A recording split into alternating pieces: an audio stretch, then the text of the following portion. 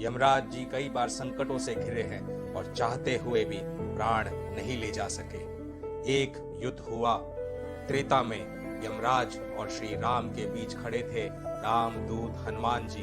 और दूसरा युद्ध हुआ कलयुग में, यमराज और मां तारा के बीच खड़े थे श्री हरि के कंठ में सुशोभित कौस्तुभ मणि। दोनों हनुमान जी और कौस्तुभ मणि को देनी पड़ी प्रेम, भक्ति, मोह की परीक्षा।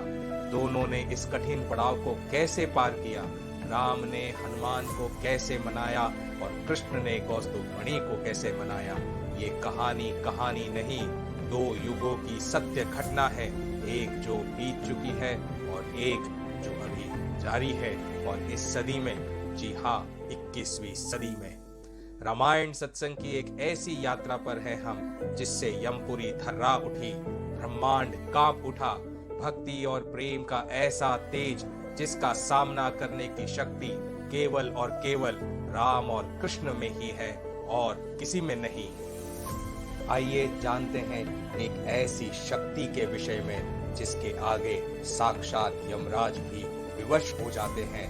प्रेम की शक्ति, भक्ति की शक्ति जिसके आगे स्वयं ईश्वर भी विवश हो जाते हैं।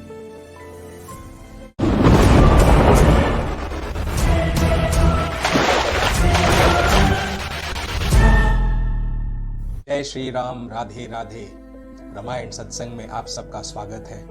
और ये रामायण सत्संग अद्भुत है, अनोखी है, अनसुनी है, अनकही है, क्योंकि इसमें राम के जीवन की तो सारी कथा मैं आपको सुनाऊंगा ही सुनाऊंगा। साथ साथ जैसे जैसे मेरे श्री कृष्ण ने मुझे आज्ञा दी और जैसे जैसे वो सारी लीलाएं करते हैं मेरे जीवन में, वो सारी लीलाएं भी आपको सुना रहा हूँ। कैसे साक्षात श्री राम, लक्ष्मण, सीता जी के मनुष्य रूप में मुझे दर्शन हुए और उन दर्शनों को पाने की ललक में कहां कहां मैं भटका, वो सब आपने देखा है।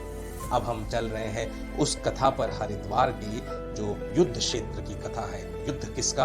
युद्ध है ये भौतिक जगत के कौस्तुभ मणि और आध्यात्मिक जगत में सारे ब्रह्मांड के साथ में मां तारा को अपनी मां के लिए युद्ध।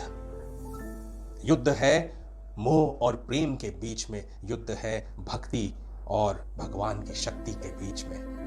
आइए सबसे पहले सुनते हैं त्रेता युग में हुई हनुमान जी के भक्ति, प्रेम और मोह की सत्य कथा को।